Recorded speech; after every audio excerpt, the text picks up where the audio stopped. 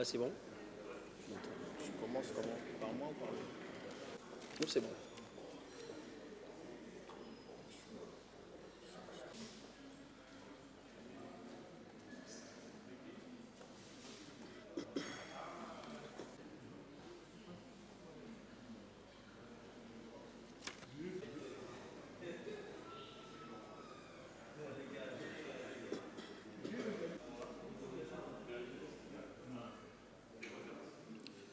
Mesdames et messieurs, bonjour.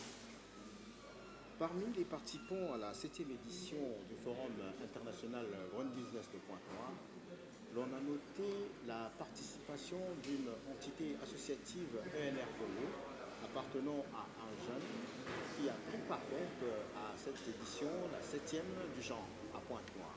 Il s'agit de ENR Congo justement, mais de manière lapidaire, il s'agit d'une association qui va dans la recherche et l'innovation.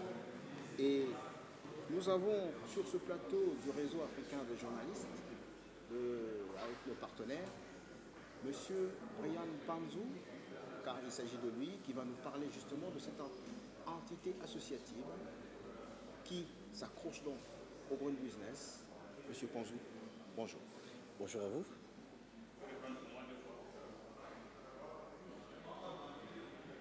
Que je reprenne. Monsieur Panzou, bonjour. Bonjour.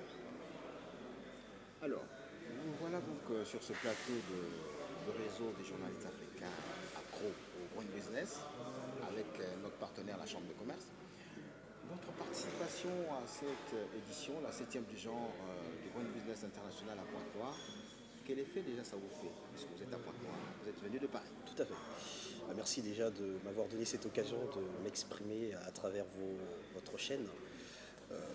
Alors, le Green Business, c'est une vieille initiative qui remonte il y a plus de 7 ans. C'est l'initiative de la Chambre de commerce de Pointe-Noire, donc avec Didier Mavouezela, qui est le président de la Chambre de commerce de Pointe-Noire. 2010 marque le début de ce Green Business. Depuis 2014, UNR Congo co-organise ce forum avec la Chambre de commerce. Nous sommes partenaires techniques de ce forum depuis 2 ans.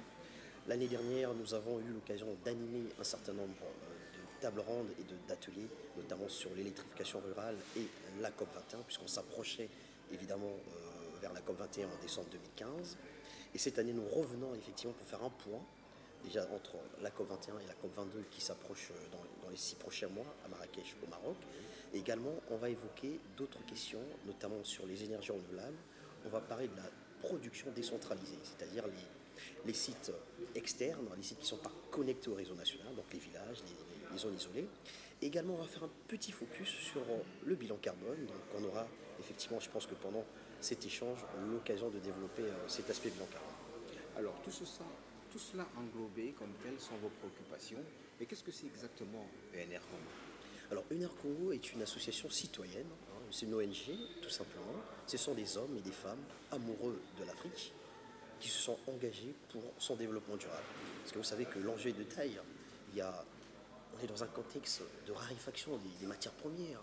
On est dans un contexte de changement climatique. Il faut des réponses, il faut des solutions pour accompagner l'Afrique. Pourquoi l'Afrique? Pour une simple raison, l'Afrique est le continent qui subit le plus massivement les effets du changement climatique. Donc il faut des solutions durables pour accompagner ce développement de l'Afrique. Voilà. Donc ce sont des hommes et des femmes amoureux de l'Afrique qui agissent en toute liberté avec les institutions internationales, avec le secteur privé, avec d'autres associations pour conjuguer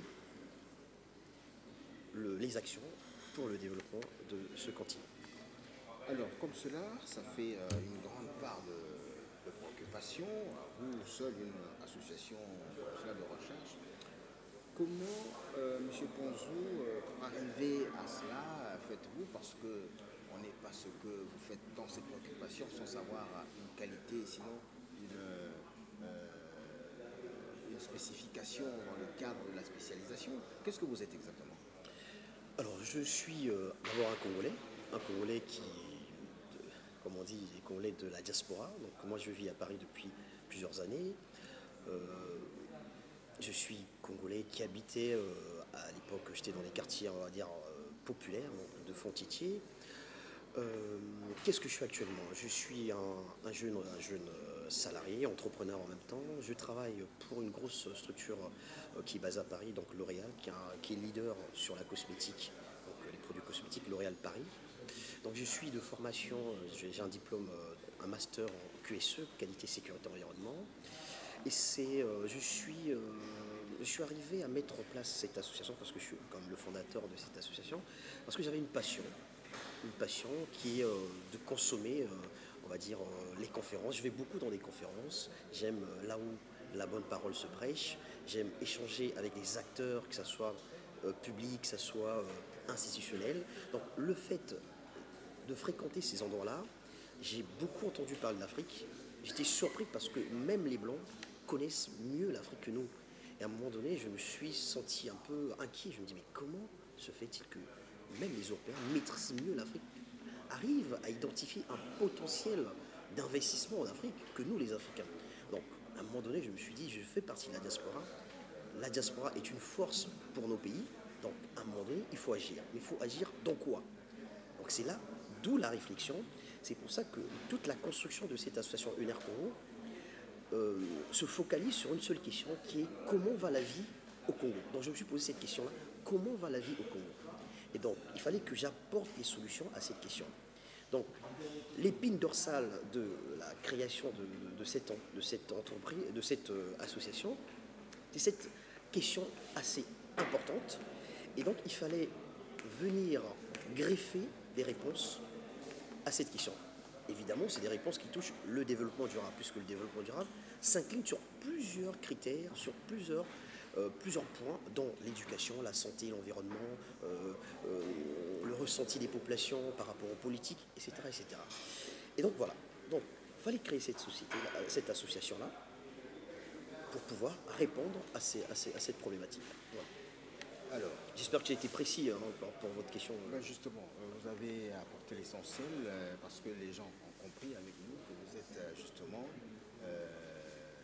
quelqu'un qui est spécialisé en une matière donnée, ce qui vous a donc rapproché dans tout ce à fait. que vous faites comme Exactement. passion. Parce qu'il y a des passerelles bien entendu entre ces domaines QSE et tout ce qui est climatique et énergie. Il y a comme quelques passerelles sur ces questions. Évidemment. Alors, en visitant tout à l'heure votre stand sur l'esplanade de notre partenaire Elaïs, nous avons constaté qu'il y a autour de VNR Congo une constellation d'entreprises. Pouvez-vous nous expliquer comment vous travaillez ensemble? Alors, dans le cadre de ce partenariat que nous avons avec la Chambre de commerce, dans le cadre de l'organisation de ce forum, nous avons droit à un stand. Donc ce stand-là nous permet d'exposer un peu nos actions, nos activités. Donc nous avons eu l'occasion effectivement aux côtés des entreprises de grand renommée, hein, quand on voit Total et autres, Bolloré, Blue Congo par exemple, on est aux côtés de ces sociétés-là pour faire la promotion de nos actions et surtout dire que le green business, c'est quelque chose de très important. C'est la solution, c'est la réponse. Il faut changer de paradigme, il faut changer d'économie. On ne va pas rester sur ce qui est fait aujourd'hui, sur les ressources fossiles. Il faudrait effectivement composer d'autres solutions de diversification, donc des projets sur les énergies renouvelables, sur les initiatives locales et autres. Donc dans le stand, quand vous avez eu l'occasion de parcourir, vous avez bien vu que nous avons lancé le premier cluster sur les énergies renouvelables. C'est le premier cluster sur les énergies renouvelables qui va être un moyen, un espace d'échange entre les acteurs, donc notamment les acteurs publics et privés, qui travaillent sur ces questions-là. Donc ça veut dire des entreprises, également des porteurs de projets, des étudiants. Donc on va créer une sorte d'observatoire, un cadre d'échange où il y aura de l'information, mais aussi on va mettre en avant le potentiel des énergies renouvelables dans le bassin du Congo et au Congo. Voilà la nouveauté. Cette année, on arrive avec ce bébé-là qu'on met sur pied, le cluster. Donc les premiers travaux vont commencer dès le mois de juin et on va déployer. On a toute une phase de mobilisation, de sensibilisation de ces acteurs-là pour que toutes ces personnes puissent être à l'écoute de ce beau projet. Et ensuite, on travaillera, on fera des séminaires, des formations, de la veille aussi réglementaire, et surtout créer un cadre qui permettra à l'État, aux autorités, aux décideurs de pouvoir s'appuyer sur ce qu'on mettra nous au service de la population. C'est-à-dire qu'on va aussi accompagner l'État à mettre en place un cadre réglementaire, quelque chose qui n'est pas sur les énergies renouvelables. Donc aujourd'hui, toute la réflexion est là. Donc on va commencer par le Congo et la sous-région, donc le bassin du Congo, et ensuite, pourquoi pas, rayonner dans toute l'Afrique avec des échanges, des partenariats qu'on aura avec d'autres institutions. Alors, soit dit en passant, M. Brian Panzou, vous dites que vous êtes congolais de la diaspora. Tout à fait. De tout ce que vous avez comme entreprise à faire valoir, vous êtes installé en France. Vous avez une représentation par ici au Congo, par exemple? Bien sûr, alors l'association ENER Congo, ça fait 2 ans et demi que nous existons. On a pu quand même mettre en place 3 antennes locales. On est présent au Cameroun via un partenaire qu'on a de grande taille, qui est l'association Développement Durable, qui est à Mbalmayo, dans l'est du Cameroun. On a également une antenne qui est aujourd'hui représentée par un chargé de mission d'ENER Congo, en RDC, République démocratique du Congo. Et enfin, on a une dernière antenne qui est ici au Congo, qui est au niveau de la Chambre de commerce. C'est juste une représentation. Alors, ce qu'on veut, c'est dynamiser, en fait, élargir. Parce qu'effectivement, on se rend compte qu'il y a un travail énorme. Donc, on revient au mois de juin de cette année 2016 pour faire une grosse campagne de sensibilisation, pour créer des équipes, donc des bureaux, qui vont travailler sur des questions de développement durable, donc que ce soit la gestion de déchets, que ce soit les projets sur les énergies renouvelables, que ce soit les projets sur les questions climatiques. Donc une équipe qui va travailler et également des bénévoles qui vont s'initier dans les projets qu'on mettra en place avec les mairies, mairie de Lumumba, mairie de Tchétché, pour pouvoir mener des actions de terrain. Exemple, le nettoyage des marchés qui aujourd'hui représente un vrai problème sanitaire. Donc voilà, les bénévoles et les équipes vont être là ensemble pour mener des actions concrètes avec la population. Donc des rendez-vous, le prochain rendez-vous, s'il faut répondre à votre question, donc en juin, on va dynamiser cette équipe et ensuite pouvoir toujours continuer à faire des plaidoyers envers les décideurs, également l'État, le ministère. Récemment, je rencontrais Madame Rosalie Matondo, que j'ai eu l'occasion de travailler avec elle pendant ces derniers mois en tout cas. Et donc l'idée, c'est aussi de faire en sorte que ENER Congo soit agréé, soit enregistré au niveau du ministère de l'Environnement, du Développement durable et de l'économie foncière pour mener des actions comme le PRONA, par exemple, la promotion du programme de reboisement, qui est quelque chose de très important. Ça répond à ces questions d'émissions de gaz à effet de serre, par exemple, pour l'empreinte carbone du pays, très important. Donc bref, il y a énormément de choses à faire. Donc il nous faut vraiment des équipes locales, des gens de terrain, qui connaissent bien les problématiques locales. Et derrière, on vient accrocher des projets bien entendu, des projets innovants, parce qu'il faut innover toujours dans le vert. Tout à fait. Voilà. Ce qui veut bien dire que votre synergie, telle qu'elle est partie, accepte donc de recevoir d'autres entreprises qui pourraient bien vous accompagner dans le cadre du Green Business. Exactement, voilà, tout à fait. Toute personne, que ce soit le secteur privé, le secteur public, les associations, les acteurs de la société civile, tout le monde est le bienvenu. C'est pour ça que on a effectivement lancé le cluster. Le cluster va être un espace pour les acteurs publics et privés sur ces questions d'énergie renouvelable. L'association va avoir un fort ancrage local pour permettre à toute personne de pouvoir agir pour verdir le Congo, agir pour composer des solutions durables pour le Congo et pour le bassin du Congo. Il faut savoir que les enjeux qu'on a au niveau de la sous-région sont des enjeux qui sont communs parce que les problèmes qu'on a aujourd'hui au Cameroun, ce sont quasiment les mêmes au Congo, au Gabon et ainsi de suite. Mais cela rentre d'ailleurs dans le cadre du bassin du Congo. Tout à fait, exactement. Justement, la deuxième grande forêt du monde. Après l'Amazonie, tout à fait. Après l'Amazonie et dans le cadre de la biodiversité. Tout à fait. Alors, il y a le fait que vous soyez vous aussi un expert. Je l'ai vu dans des fiches tout à l'heure. Vous êtes expert en matière de bilan carbone. Qu'est-ce que c'est le bilan carbone? Alors le bilan carbone, c'est drôle parce que c'est vrai que le bilan carbone, c'est un bilan. En fait, le bilan carbone, c'est une démarche, c'est un outil qui va aider les entités, que ce soit les entreprises, les associations, l'État, toutes les organisations à pouvoir avoir une idée du tonnage sur les émissions de gaz à effet de serre. C'est-à-dire qu'à un moment donné de la vie d'une entreprise, pour ces questions climatiques bien entendu, une entreprise va se dire, bah, tiens, est-ce que mon activité contribue à cette pollution, ou plutôt je suis plutôt neutre dans ce qui se passe. Il n'y a qu'une seule façon de le savoir, c'est effectivement que l'entreprise puisse lire les émissions de gaz à effet de serre qui sont générées par son activité. C'est-à-dire qu'on part des fournisseurs jusqu'à la livraison du produit jusqu'à la fin. C'est-à-dire qu'on englobe tous les flux qui interagissent avec son activité. Donc le bilan carbone, c'est une cartographie des flux d'une activité pour savoir si je pollue ou je ne pollue pas. Et derrière, on viendra enclencher des actions à court terme, long terme ou à moyen terme pour permettre à l'entreprise de pouvoir se conformer par rapport à tout ce qui est enjeu climatique, mais aussi pour revoir sa politique énergétique. Parce que quand on voit le bilan carbone, il y a effectivement cet aspect des émissions de gaz à effet de serre, mais aussi la partie énergivore, parce qu'il peut y avoir un process qui pollue. Vous avez des vieilles machines qui consomment, vous avez des vieux camions qui polluent, qui consomment, et donc il faut dans les actions dans les préconisations qu'on fera à une entreprise par exemple, on va proposer des actions pour améliorer le parc par exemple véhicule, le parc immobilier, etc. etc. Voilà, donc c'est vraiment une cartographie des flux pour répondre à ces questions climatiques. Alors, au regard donc de cette méthodologie, je crois que c'est ça. Tout à fait. Il n'y a que vous installé en France. Avez-vous déjà eu une idée sur une entreprise industrielle au Congo, par exemple? Alors, j'ai eu cette chance-là de travailler, d'ailleurs, c'est le projet qui est en cours actuellement, BP Conseil. Alors là, c'est dans le cadre, effectivement, ça, c'est plus NR Congo, effectivement, je suis en même temps dans la vie associative, mais également, je suis entrepreneur. Donc, la question d'expertise en bilan carbone répond à cette entreprise que je suis dirigeant, donc qui s'appelle il faut bien faire la part effectivement. Donc je suis dirigeant d'une entreprise qui s'appelle BP Conseil HSE. BP Conseil HSE aujourd'hui est encore référencé à Paris, mais très prochainement nous allons avoir nos bureaux à Pointe-Noire. Donc avec cette société BP Conseil HSE où je développe cette expertise en bilan carbone, j'ai eu cette chance de m'associer avec une grosse entreprise française qui s'appelle Anteya Group. Anteya Group qui aujourd'hui a des missions un peu, on va dire, dans toute l'Afrique, puisque les actions que Anteya Group mène, ce sont des actions sur l'environnement, du conseil, de l'ingénierie.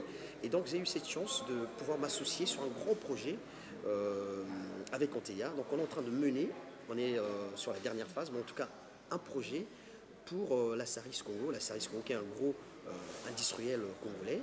Et donc on est en train de faire un bilan carbone de la Saris Congo. Vous aurez des résultats très prochainement. D'ailleurs, ça fera l'objet de la prochaine table ronde que je vais animer dès demain. Alors, ainsi dit, donc, vous vous préoccupez en même temps de ce que vous faites sur le plan de la recherche et des méthodologies, sur le bilan carbone des entreprises qui existent au Congo. C'est déjà une bien bonne chose. Sans doute que de Saris Congo, vous partirez à une autre entreprise par rapport à cette expérience que vous avez déjà. Exactement. Alors, la 7e édition, vous y êtes. Bien sûr. Qu'est-ce que vous pensez que cela puisse vous apporter par rapport à votre participation? Alors, ce que j'ai trouvé intéressant cette année, alors, déjà, tous les ans, on change de thématique. Alors, cette année, on a eu cette idée de parler de l'innovation et la technologie pour impulser cette économie verte. C'est génial, puisque vous avez vu la démonstration cet après-midi, il y a eu des startups avec des profils différents, des gens qui initient des vrais projets dans le contexte africain. Pour moi, les 2 premiers jours de ce forum, puisque ça se termine demain, pour moi, les 2 premiers jours ont été très riches en échange avec des personnalités, des intervenants de taille, de qualité. Et je pense qu'il faudrait toujours essayer dans cette dynamique de pouvoir sensibiliser, parce que c'est ça la vocation de ce forum, sensibiliser la population, faire des échanges avec effectivement les acteurs, que ce soit public ou privé, donc les networking, discuter sur des questions qui sont liées au développement durable, sur les énergies, sur l'économie verte, c'est très important. À un moment donné, il faut en parler. Alors c'est vrai que j'ai quand même une petite inquiétude, c'est vrai que même si nous sommes co-organisateurs de ce forum, mais j'ai quand même une petite inquiétude, c'est que je vois très peu la société civile, c'est-à-dire les associations qui mènent le travail de terrain ici au Congo, je ne les vois pas en fait, elles ne sont pas forcément invitées à ce forum-là. Donc, Ils sont peut-être invités, mais je n'ont voilà. pas eu... Tout à fait. Alors, dans les recommandations que moi je ferai à l'issue de cette édition, ça serait en fait, je dirais au président de la Chambre de commerce et aux organisateurs de ce forum, de pouvoir aussi donner la place aux populations, donc aux acteurs qui représentent la population, dans les associations, qui subissent puisque tout ce qu'on est en train de faire là, ça s'adresse à la population. Donc la population doit être partie prenante de ce forum-là. Donc j'aimerais bien à la 8e édition qu'on arrive à mettre en exergue ou à faire la promotion des initiatives qui sont faites au niveau local, au Congo, dans la sous-région, mais également donner la parole aux associations, aux acteurs de la société civile. Parce que nous sommes de la diaspora, c'est vrai qu'il y a toute une délégation qui vient, mais on a aussi besoin de travailler avec les personnes qui sont sur place, surtout valoriser ce qu'elles font. Parce qu'elles ont des besoins, mais elles font aussi des choses. Je pense qu'à la 8e édition, je pense que la prochaine thématique, je pense que ça tournera sur cette valorisation des initiatives locales au Congo et en tout cas au niveau de la sous-région. Alors, pour terminer, regardons de cette thématique de cette 7e édition, comment l'entité ENR Congo ou alors votre société BP Conseil HSE, pourrait-elle se manifester vis-à-vis du comment justement l'innovation et la technologie puissent apporter tout ce qui devrait s'en suivre? Alors, on innove déjà avec l'association, puisque les projets, je vous disais tout à l'heure en substance que les projets que nous incubons au sein de NER Congo, ce sont des projets innovants. Le caractère innovant vient dans quel cadre? C'est-à-dire qu'on s'est posé juste une question. Si on fait exactement ce que les autres ont fait avant ou ce qui se passe encore aujourd'hui, on s'éterniserait dans de la stéréotype. Voilà, il faut une valeur ajoutée. Alors la valeur ajoutée, elle vient d'où? On s'est dit, à chaque projet qu'on va initier, on viendra greffer une source d'énergie renouvelable. Tous nos projets prendront du sens quand il y aura une source d'énergie renouvelable associée à ce projet. Ça peut être un mix énergétique. Je prends un exemple. ENR Congo décide d'agir sur le pilier social. Bon, agit sur l'éducation, on veut créer une bibliothèque, un vous par exemple, parce qu'on veut donner une réponse à ces questions d'éducation, puisque les élèves, il faut qu'ils apprennent, qu'ils comprennent un certain nombre de choses, etc. On veut créer une bibliothèque. Donc là, on répond à cette problématique de développement durable. Mais la création de cette bibliothèque va nécessiter une source d'énergie. Il faudrait qu'il y ait de la lumière, il faudrait qu'il y ait de l'eau, une gestion d'eau, par exemple, une gestion des fluides. Et on viendra dans la conception du projet, on viendra faire, par exemple, on va peut-être installer des panneaux solaires sur la toiture, ou par exemple l'alimentation d'électricité qui sera mise en place, ça sera peut-être aussi fait avec un mix énergétique. Vous voyez? Donc, à chaque projet qu'on peut mettre en place, l'idée c'est d'associer une source d'énergie, que ce soit une énergie renouvelable ou que ce soit une énergie aussi physique, c'est-à-dire les gens engagés dans ces questions-là pour accompagner ce projet. Alors, au terme donc de cette 7e édition, sans doute que vous repartez avec beaucoup de tout ce que vous aurez appris ici, par exemple cette manière déjà de regarder la 8e édition, qui ferait que les intéressés à la chose, c'est-à-dire les populations, à partir de la société civile, soient de plus en plus présentes au niveau de ces forums. Sans doute que ce soit là une préoccupation pour la 8e édition. Vous aurez gagné de tout cela quelque chose qui va peut-être apporter un ferment de survie encore dans la recherche quand vous allez partir? Tout à fait, bien évidemment. Il faut donner l'occasion aux populations locales de pouvoir écouter ce qu'on dit depuis un certain nombre d'années et surtout leur donner l'occasion de pouvoir mener les projets, parce qu'aujourd'hui on a des gros problèmes. J'ai eu l'occasion de... L'assainissement par exemple? Bah oui, des problèmes environnementaux, sociétaux, il y a énormément de problèmes. J'ai eu l'occasion de rencontrer les associations locales, puisque c'est quand même la démarche des NER Congo. C'est-à-dire qu'on s'appuie, bien sûr, parce que tout ce qu'on peut faire ici au Congo, c'est vrai que le siège est à Paris, mais tout ce qu'on peut faire, on doit s'appuyer à ce qui se passe ici. On doit travailler, bien sûr, on doit travailler avec les acteurs de la société civile ici. Donc j'ai eu cette occasion de rencontrer les associations, au moins une dizaine à peu près. Ces associations ont des idées intéressantes, ont des projets, mais il leur manque des moyens, des financements et surtout une reconnaissance, parce que je vous disais tout à l'heure, il faut qu'on leur donne la chance de pouvoir mettre en avant, promouvoir leurs projets. Et donc dans ce cadre-là, nous on s'est dit, on va les accompagner dans cette démarche de financement. C'est-à-dire qu'on va monter des projets, on va répondre à des appels à projets, puisqu'il y a des grandes institutions comme l'AFD par exemple, ou le Fonds monétaire international, il y a des budgets qui sont alloués pour créer des projets qui répondent à ces objectifs du développement durable.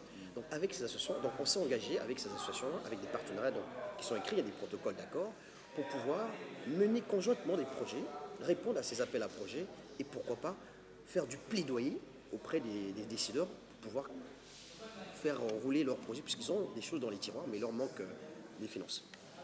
Voilà donc ce qui fait la fierté de votre association Merci. et de votre société d'ailleurs, Tout à fait. BP Conseil HCSE, par rapport à tout ce qui a comme préoccupation au niveau de l'environnement et des populations. Voilà donc ce qui va mettre fin à notre entretien. Merci d'avoir accepté d'être avec nous sur ce plateau Merci à vous. du réseau des journalistes accros justement ici à Pointe-Noire au One Business.